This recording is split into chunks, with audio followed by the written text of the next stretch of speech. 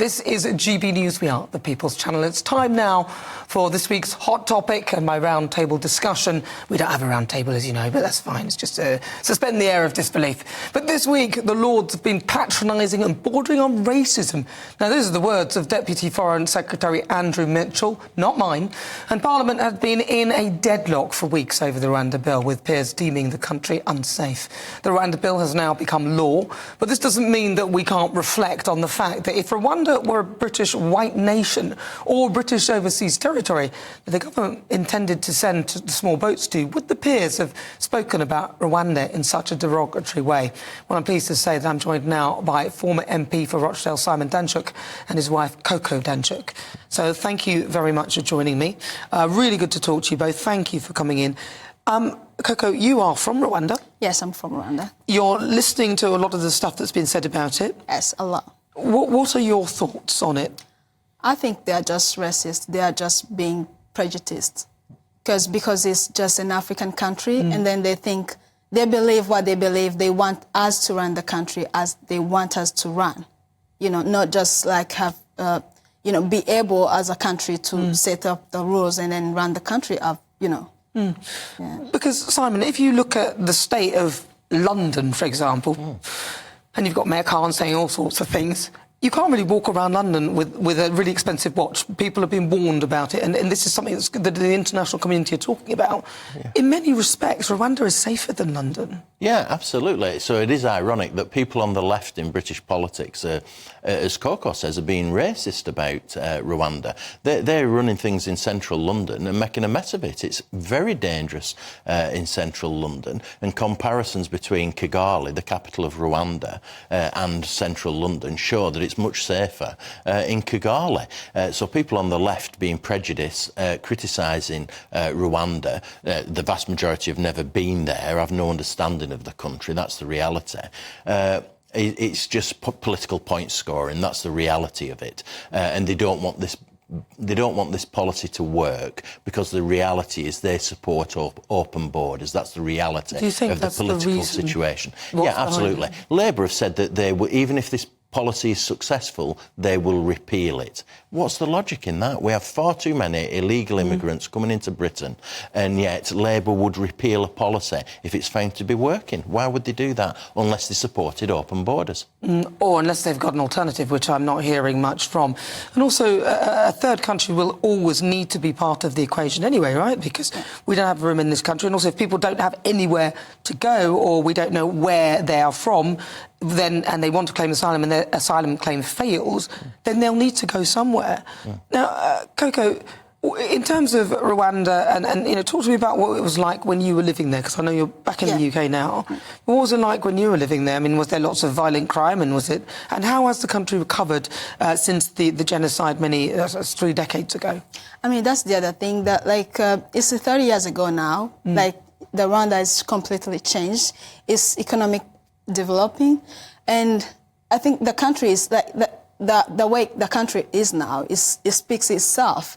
And then I grew up there, my family is still there, I have my business there, and the whole country is very beautiful, it's very safe, no crime, they take zero tolerance on crime. There is no corruption there, there's gender balance, so what else people do they want? Well, exactly, because I mean, if you take... It's a very beautiful country. I mean, it's famous for its gorillas, and it's they say it's the jewel of Africa, and it's a very progressive, moving forward country. And I'm wondering what the actual legal aspects of it were, and why the Lords felt that they should continue to sort of disrupt it. So I'd like to bring in specialist immigration lawyer Ivan Samson. Hi, Nana. Ivan, thank you so much for joining me. Now, Ivan, the Rwanda Bill has finally passed. My question is, won't we end up with the same legal challenges as we did before it anyway? And so we'll be back to square one. Is there any chance, is it likely to ever actually happen? Will people ever be sent there? Well, look, the bill itself, it actually removes the Section 2 and Section 3 of the Human Rights Act. That's the first thing. So it disapplies the sections of the Human Rights Act in which we have to, in which European law and the case law of the European Court of Human Rights is directly effective into our domestic legislation. So what the government had done is, with a backdoor, got rid of the ECHR rules. But can I just come back on the issue about is Rwanda a safe country? It's irrelevant. The issue of whether Rwanda is a safe country is not what the Supreme Court judgment said. I bet I'll be surprised. I mean, maybe I'm wrong, but has Simon read the Supreme Court judgment? Simon? No, I haven't read it in detail, no. But it doesn't apply now because the new legislation dismisses that. They have a partnership between Rwanda and Britain that says we will not pass refugees on to a third country. So that sorts out the Supreme Court ruling, in actual fact. Well, let me tell you about the Supreme Court ruling about is Rwanda a safe country. It's irrelevant. It's not whether you can have a nice holiday in Rwanda, what the crime rate in Rwanda is. We don't, frankly, not interested in that. What the Supreme Court said in paragraph 149 was the policy of sending people to Rwanda is unlawful. That's what the Supreme Court said. And the reason it said that was twofold. One was the principle of non-refoulement. That's the first thing. That they can't take guarantees from a dictator like Paul Kagame and his dictator government, or whether they're going to refoul people to elsewhere. That's the first point. The second point was that Rwanda doesn't have the administration, the systems in place to even consider asylum applications. I'd love to do a test on the Rwandan civil service on the refugee convention and see how they get on with that. Because so how come the UN then get rid of people, but Ivan, out of our hair? You have to consider their asylum applications properly in accordance with the law.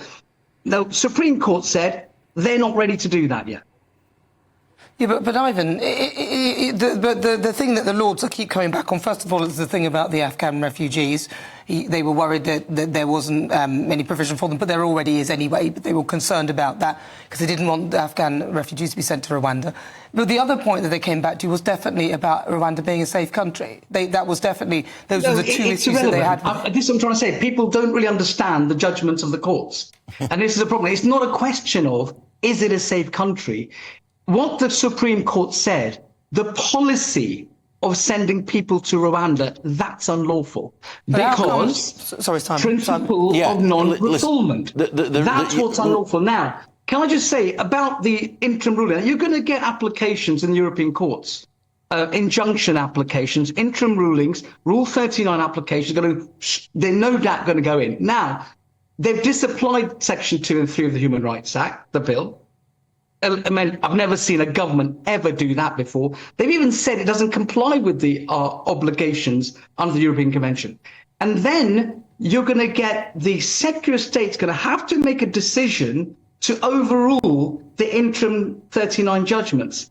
I mean, you're basically breaching international law. Well, can I get Simon? Ivan keeps going on about the Supreme Court decision. That's been overruled now by Parliament. And it's Parliament that determines the law in this country, not lawyers and judges. And that's why Ivan and other lawyers are now crying into their tea, because the power that they once had has been taken away from them. And it's government, politicians, quite rightly, people in Parliament who are making the final decision on this issue, and we will now see illegal immigrants sent to Rwanda once and finally, and lawyers can stop interfering in our in our parliamentary system. That's the reality, and that's why he's upset about it.